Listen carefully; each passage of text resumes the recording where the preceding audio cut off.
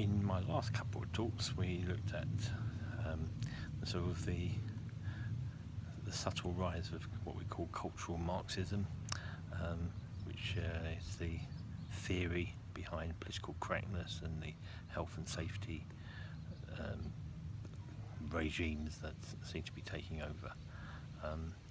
All this is tied up with this idea of the nanny state, something that you can see coming out of communism, where they want everything to be uniform, where they want to have control of the masses, no one owning too much, no one benefiting too much, but everyone dealt with in the same manner. Of course, this has never ever happened in communism. It's unattainable, but it doesn't stop them from talking about it and pretending that it can be attained. So this is a situation where we have blundered into without realising. Our politicians haven't warned us. We see the PC world as a bit of a joke, but now it has a stranglehold. Every day you see something in the news about someone.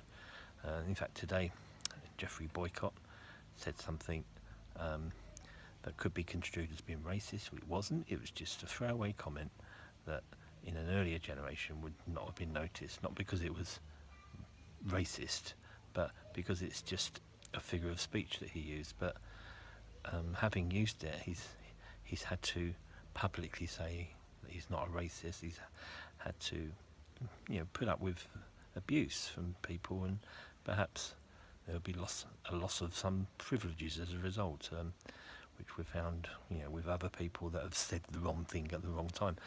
Is this the world that we want to live in, where individuality has just been thrown out the window?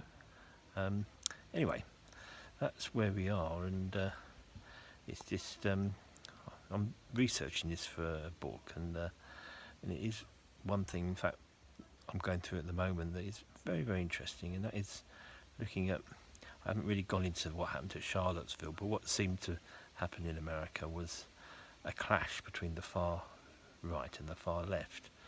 And when you analyse things and look into what drives each of those groups, you come to a startling conclusion, is that when you get to the extremes of the left or the right, they're actually the same.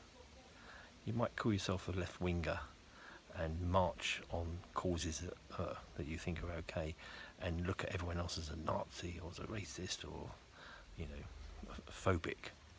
And on the other hand, you could be ultra right-wing and just identify with, let's say, the white people or your own nation state, and everyone else is an enemy or to be belittled. Well, it's the same spirit in both.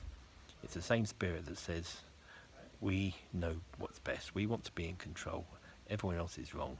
Everyone else perhaps doesn't even deserve to live.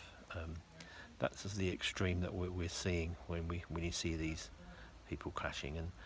And the only conclusion we can get as Christians is that none of this belongs to us. We should not get sucked into it. It could be easy.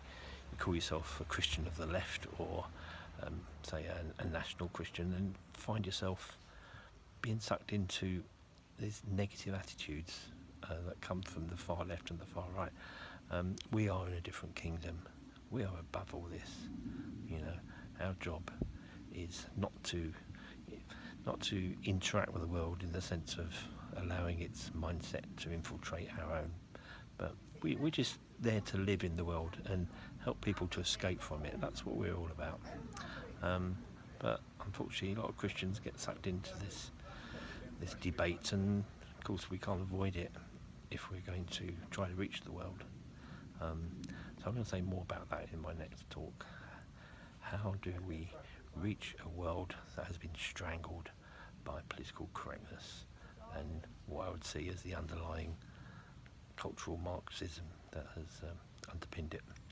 So more of that in the next broadcast. Speak to you again soon.